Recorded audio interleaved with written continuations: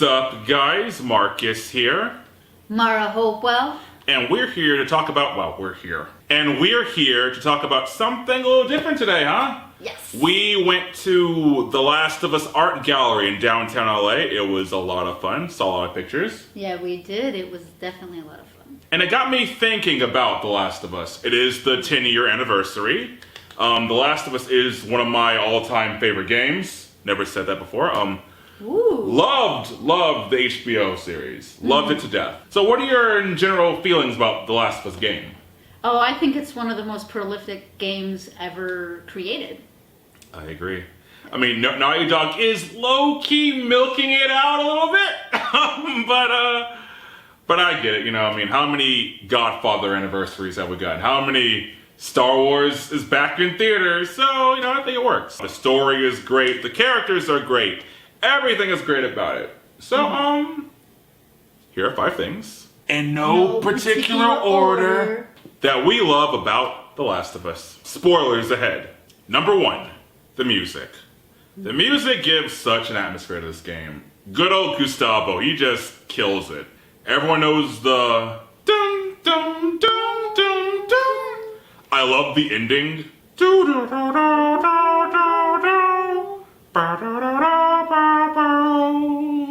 We won't really get into this one, but I love the music in Left Behind as well. Oh, yeah. Yeah, that music's really good. In fact, HBO knew not to mess with that because they bring them back to do the score for The Last of Us HBO series. So It definitely set a tone between that mixture of the sentimental moments, but also the moments where you knew that it was going to be intense and to gear up and get ready to defend your life, I guess, so to speak, in the game.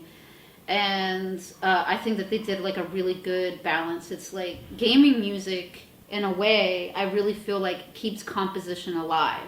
that's why there's so many like concerts now for like video game music. Like, I really want to go to Final Fantasy VII Remakes music, but it's sold out. Oh. But Kingdom Hearts one, that one was awesome.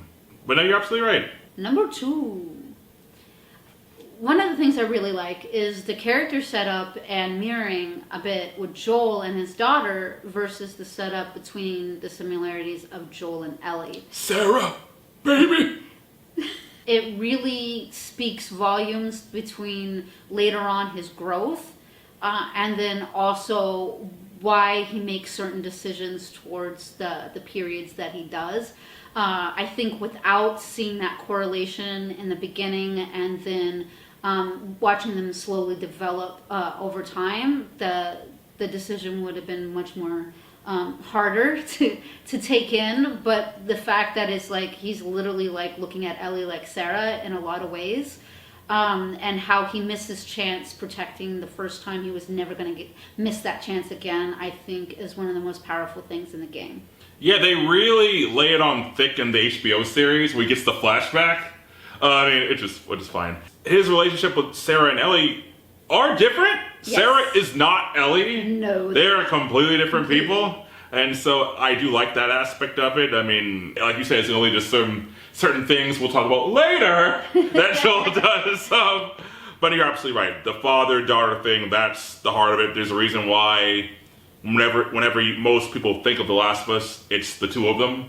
It's not just Joel. Yes. Sometimes it can be just Ellie, but fans usually prefer the both of them. Ellie. Yeah, it's the Mandalorian thing, you know, where it's about Grogu and Din Djarin. Yeah. Funny enough, how many Pedro Pascal jokes have we have not made it yet? Huh. What I also like is when they made the game, Troy Baker was like my age. He was one of the youngest guys there. Yeah. Didn't have any kids yet. He had to play like this 50-something. Yes. It was cool seeing him channel that weariness to bounce off of Ashley Johnson's Ellie, because Ashley Johnson is just playing herself. Yeah. So as far as like with Sarah in the game, I think that for her to be able to be so relatable, and that the fact that they chose to start it off on her journey, like her waking up and her point of view and where's her dad and stuff like that, I think that was again one of the most profound things that they could possibly do to get people automatically attached to everything that was going to happen, and invested in the game. And it connects with, when you see Ellie, like, hey, not this time, not again. Number 3, the neo-Western aesthetic. When you talk to mainstreams about The Last of Us, most people think of The Walking Dead. Yes. I think there's another AMC show you could compare this to. What would you compare it to? Breaking Bad, my favorite show ever. Breaking Bad, how so? Breaking Bad is also a neo-Western. Mm-hmm. It stars a cranky 50-something who kind of destroys the world all around him. Yes. Who's partnered up with the hot-headed youth who gets through a coming-of-age story through lots of trauma. Yes, that's true. And the soundtrack in Breaking Bad and the soundtrack in The Last of Us are very similar. Oh, Because The Last of Us does have this Wild West aspect. Joel's gun is like a revolver. Yeah. Do you think that maybe perhaps the game kind of influenced the show a little bit, or do you think they influenced each other in any way? Well, fun trivia. In the HBO Last of Us podcast, Craig Mazin says some of his writing was inspired by Breaking Bad. Ooh. So it's like, ha! I knew they were connected.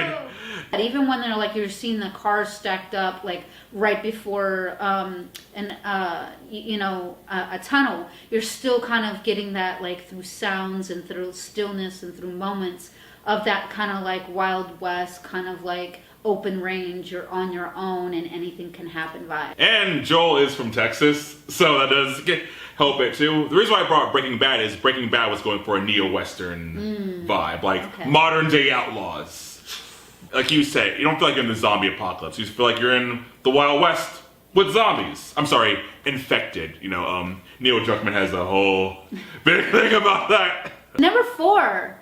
The darkness and the light. I love the contrast between, in a lot of games, it's just like dark, dark, dark, dark, and it really pounds. Shoot, shoot, shoot, shoot, die, die, die, die.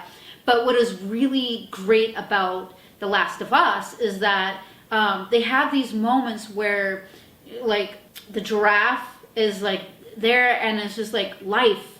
There's still life in this thing. There's still, what you're trying to live for.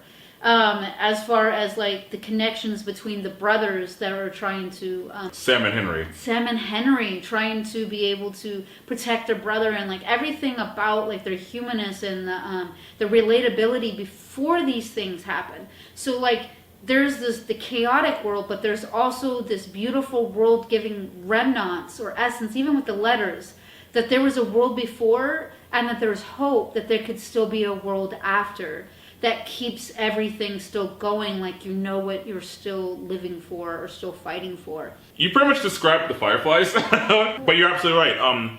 Left Behind is one of my favorite DLCs because it's pretty much that. It is Ellie fighting off zombies, trying to get medicine, contrasting her in a mall, contrasting her when she's at the mall with Riley, just having fun. In the HBO series where Joel is teaching Ellie how to hunt, but also within the game, like just like the frost on the ground and Ellie killing the rabbit, and it's just like these moments of life that is like still coming through, still breaking through, even at the harshest and coldest of times. We're not going to get into part 2, which is a whole other topic totally. The Last of Us does a good job of not making it seem too like miserable. Yeah. It's one of the most miserable games out there, don't get me wrong. 2 just doubles down on it. It's pretty hard. But it allows a few snippets of, here guys, have a little hope, here you go. Yeah, and I think that those snippets is what makes all the difference. As you were saying earlier, the Fireflies like really stood for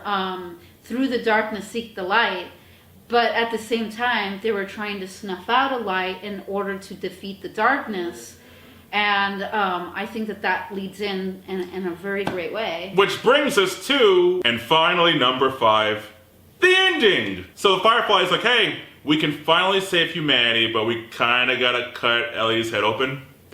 So Joel. Yes, Joel. Kills all the Fireflies. Kills them all. It was kind of surreal that the actor who played Marlene dies twice. She dies in the HBO series and in the game. It's like, this is kind of surreal. Yes, but I'm so happy they decided to cast her. She was perfect to just keep playing the role. But then he lies to Ellie.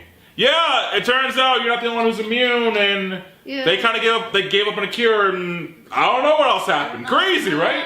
I mean, yeah, crazy, right? So, and Ellie tells this great story about having survivor's guilt and like, hey, Yeah. tell me that, you know, So heartbreaking. I was prepared to, you know, give my life for the world. Are you sure that this was a waste of time? Yep, waste of time. Come on, let's go back to the Tommies. Well, in all truth, there's no way they could have guaranteed that it could work. Like, they knew that they can make a serum, but as far as like what we know about medicine is that when you make vaccines, like the first few batches sometimes don't necessarily work.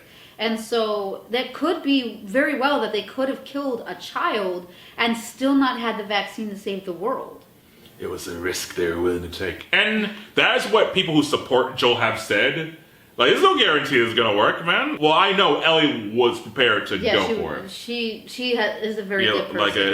Yeah. Joel is not a good person. No, all right, he's I mean, you spend the entire game. He's always ruthless and doing crazy things. Yeah. In Like, even before the zombie apocalypse, he made some really bad choices. Yeah, Joel's whole arc is becoming that guy again. That guy again was kind of a prick. Yeah. So, when someone is put to sleep, not told what's going on, and they're a child, basically the next generation that humanity could survive off of, in fact, is better built for the world that already is because she's immune. I think that they're dooming humanity in a lot of ways. Oh. It's not worth the risk. Okay. Joel does not care about humanity in that world. I mean, like, Doesn't. Joel was not interested in saving the world. No, he wasn't. He's like, the world sucks, this is what it is. The world sucks, but Like, this girl is not going to die. Exactly. His world died when Sarah died. Yes. So he's just surviving. He Yes. tells us to test. We are survivors, Tess. So Yeah. I have a chance to live again with this girl. Why do you think Joel lied? Why do you think he didn't just tell her the truth? They were gonna kill you and I stopped them. Why do you think he said, hey, crazy, they all kind of just gave up and we're going home? Yeah, it's a great question. I think for two reasons. One, I think that he knew that the whole situation was really intense, and he wanted to spare her from all of that, all that death, all that stuff. And then two, I think that by then their connection mattered to him, and he knew that more than likely she would leave, that she wouldn't be able to accept it. Not only would he miss that connection, but he wouldn't be able to stay and protect her anymore. I think there was so many different facets that in the moment he probably couldn't articulate, even understand why he did what he did. Oh. But then when you break it down, I actually have a very simple reason why. okay. Here's what I want to do. Let's move on, forget about it. Yeah. Let's live a new life. So yeah, they can't help you. Let's move on. Be my daughter. Forget that whole year-long adventure. That definitely is Yeah, Joel. yeah. No, I don't care about the world. No. Every action I do Never did. shows I don't. Yeah. Yeah, so and he's very selfish. I want Ellie. Ellie's mine. I need a new daughter. Yes. Here's my new Barbie. Yes. But it's such a powerful ending. It's such a powerful story. So powerful. Yeah, so. And it's definitely a different twist than you would see in any other game. What did you guys think of The Last of Us? What are 5 things that you like about the game or the series? You can talk about Left Behind or even Part 2 if you want to get, brave. Yes. Part 2, Part 2. Amazing. I enjoy Part 2. Part 2 is Yeah. kind of the last Jedi of video games. But we might say that for another video. Okay. But yeah, let us know in the comments. So, till next time, stay frosty. Keep it awesome.